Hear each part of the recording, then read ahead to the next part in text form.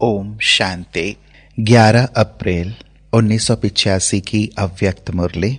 Heading है मुख्य भाई बहनों की मीटिंग में अव्यक्त बाप दादा के मधुर महावाक्य।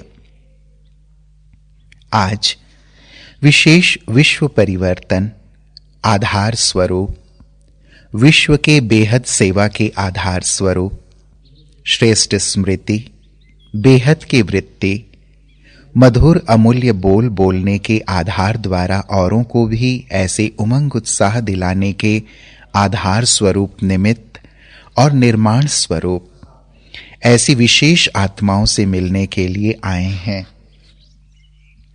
हर एक अपने को ऐसा आधार स्वरूप अनुभव करते हो। आधार रूप आत्माओं के इस संगठन पर इतनी बेहद की जिम्मेवारी है।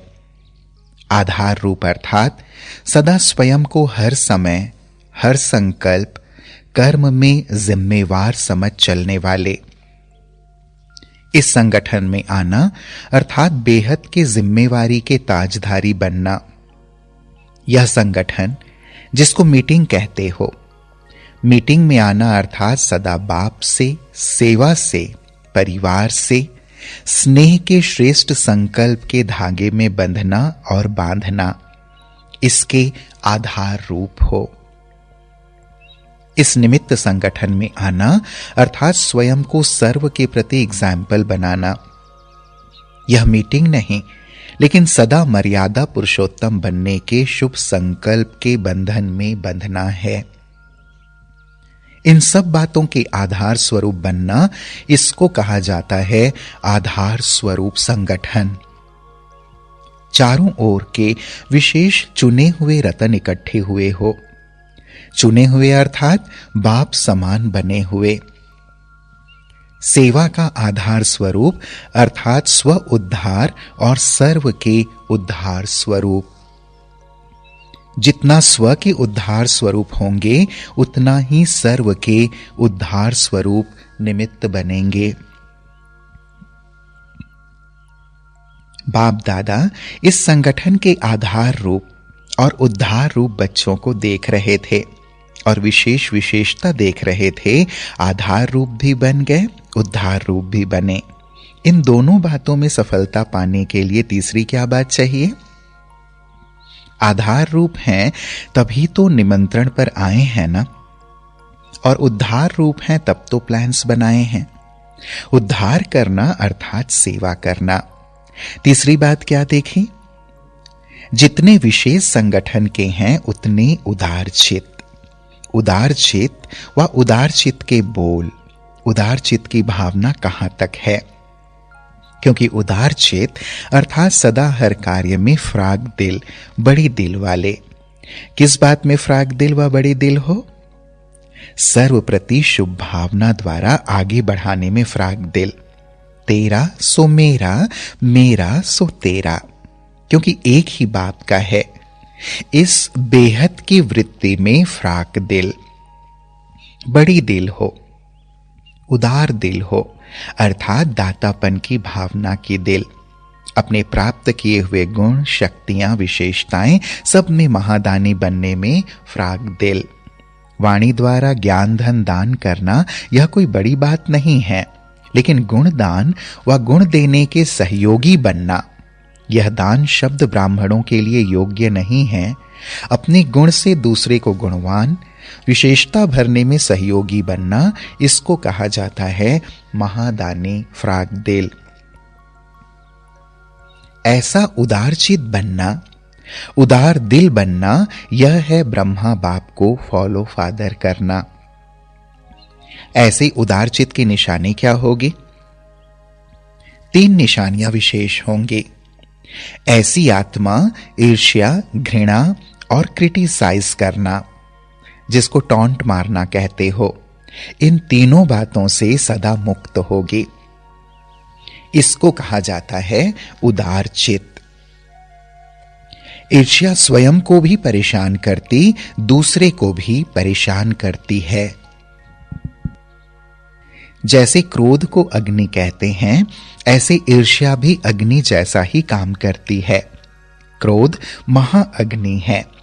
ईर्ष्या छोटी अग्नि है। घृणा कभी भी शुभ चिंतक, शुभ चिंतन स्थिति का अनुभव नहीं कराएगी। घृणा अर्थात खुद भी गिरना और दूसरे को भी गिराना। ऐसे क्रिटिसाइज करना चाहे हंसी में करो चाहे सीरियस होकर करो, लेकिन यह ऐसा दुख देता है जैसे कोई चल रहा हो उसको धक्का देकर गिराना, ठोकर देना। जैसे कोई गिरा देते तो छोटी चोट व बड़ी चोट लगने से वह हिम्मतहीन हो जाता है। उसी चोट को ही सोचते रहते हैं। जब तक वो चोट होगी तब तक चोट देने वाले को किसी भी रूप में याद जरूर करता रहेगा। यह साधारण बात नहीं है। किसके लिए कह देना बहुत सहज है, लेकिन हंसी की चोट भी दुख रूप बन जाती है। यह दुख देने की लिस्ट में आता है। तो समझा, जितने आधार स्वरूप हो उतने उद्धार स्वरूप, उदार दिल, उदार चित बनने के निमित्त स्वरूप। निशानियां समझ ली ना? उदार चित, फ्राग दिल होगा। संगठन तो बहुत अच्छा है, सभी नामी ग्रामी आए हुए हैं, प्लान्स भी अच्छे अच्छे बनाए हैं। प्लान को प्रैक्टिकल में लाने के निमित्त हो। जितने अच्छे प्लान बनाए हैं उतने स्वयं भी अच्छे हो, बाप को अच्छे लगते हो। सेवा की लगन बहुत अच्छी है। सेवा का सदाकाल की सफलता का आधार उदारता है। सभी का लक्ष्य, शुभ संकल्प बहुत अच्छा है और एक ही है। सिर्फ एक शब्द ऐड करना है, एक बाप को प्रत्यक्ष करना है, एक बनकर एक को प्रत्यक्ष करना है। सिर्फ यह एडिशन करनी है।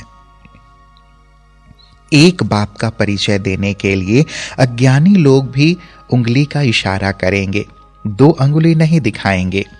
सहयोगी बनने की निशानी भी 1 अंगुली दिखाएंगे।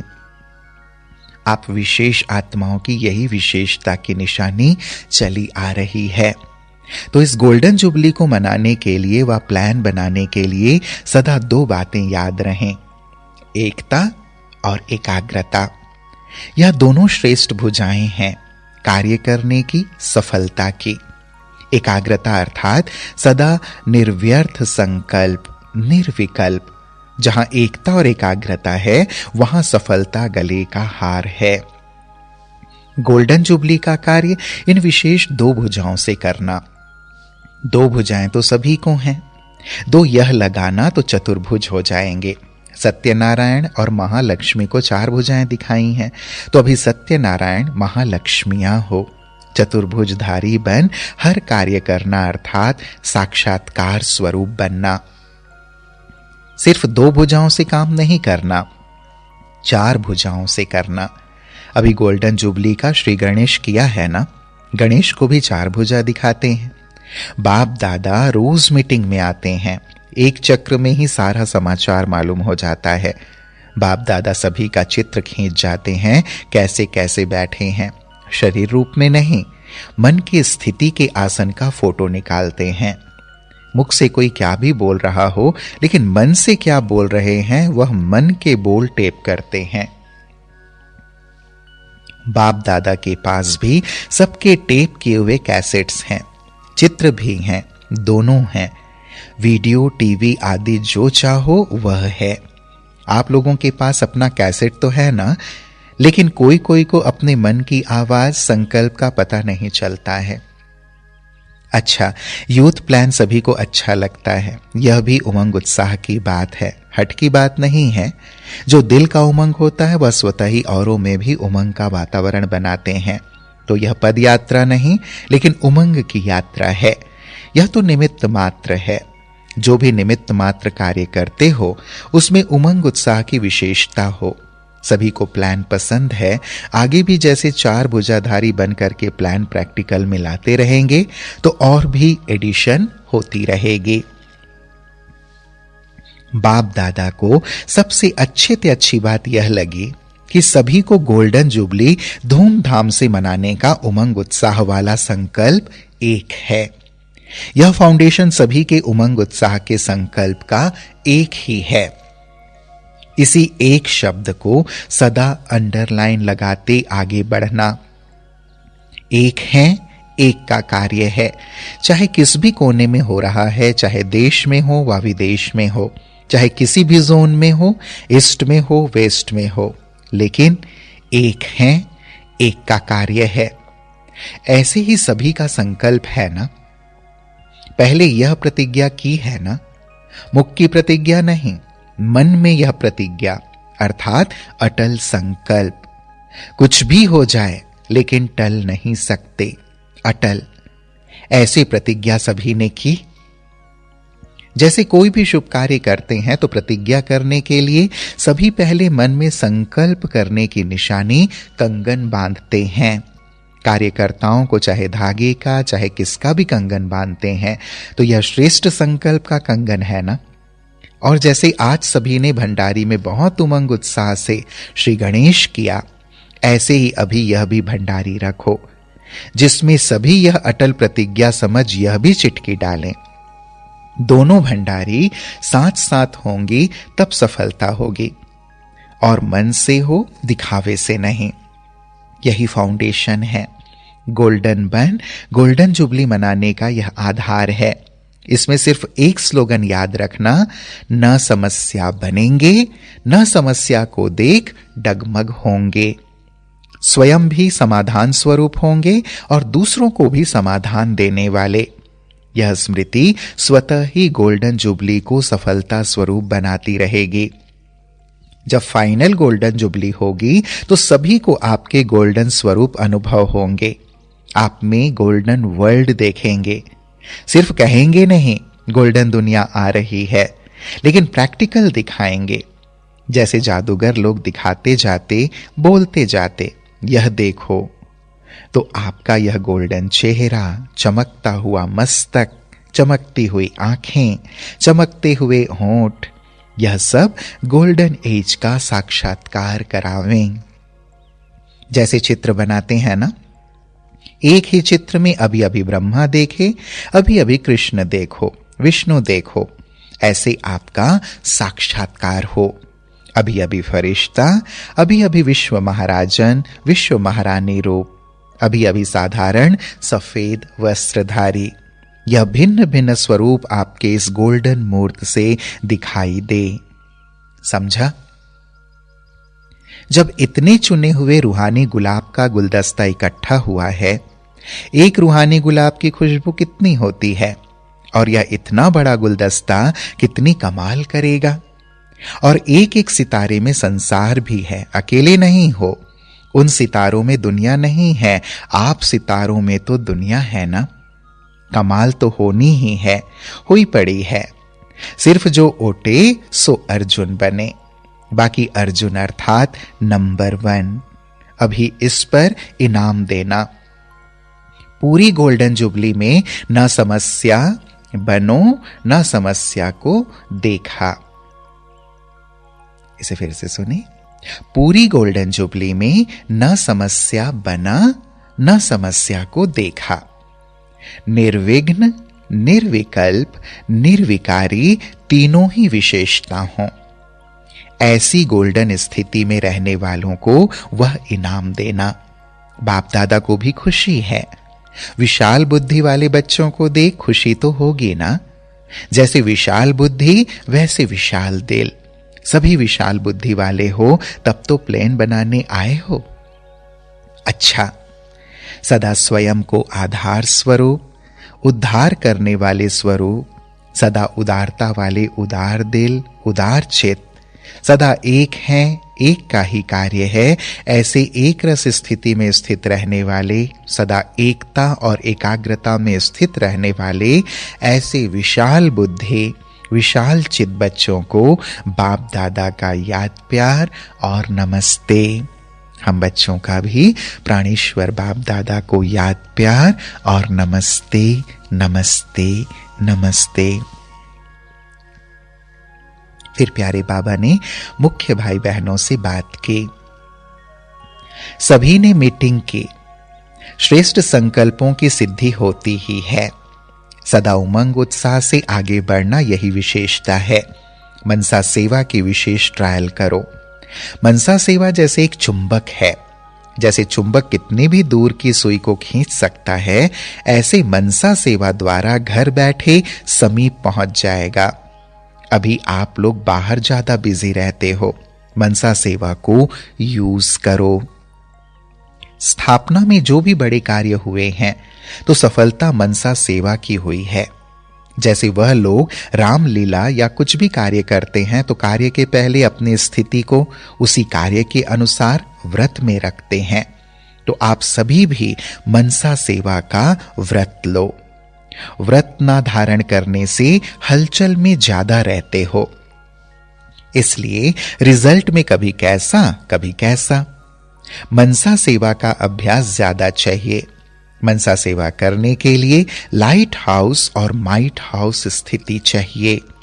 माइट और माइक दोनों इकट्ठा हो। माइक के आगे माइट होकर बोलना है। माइक भी हो, माइट भी हो, मुख भी माइक है, तो माइट होकर माइक से बोलो। जैसे पावरफुल स्टेज में ऊपर से उतरा हूं, अवतार होकर सबके प्रति वह संदेश दे रहा हूं, अवतार बोल रहा हूं, अवतरित हुआ हूं। अवतार की स्टेज पावरफुल होगी ना। ऊपर से जो उतरता है उसकी गोल्डन एज स्थिति होती है ना। तो जिस समय आप अपने को अवतार समझेंगे तो वही पावरफुल स्टेज है। अच्छा, फिर बाबा ने यूथ रैली के बारे में तथा यूथ विंग के बारे में कहा। यूथ विंग भले बनाओ, जो भी करो संतुष्टता हो, सफलता हो। बाकी तो सेवा के लिए ही जीवन है। अपने उमंग से अगर कोई कार्य करते हैं तो उसमें कोई हर्जा नहीं। प्रोग्राम है, करना है तो वह दूसरा रूप हो जाता है, लेकिन अपने उमंग उत्साह से करते जाते हैं तो कोई हर्जा नहीं। जहां भी जाएंगे वहां जो भी मिलेंगे, जो भी देखेंगे तो सेवा है ही।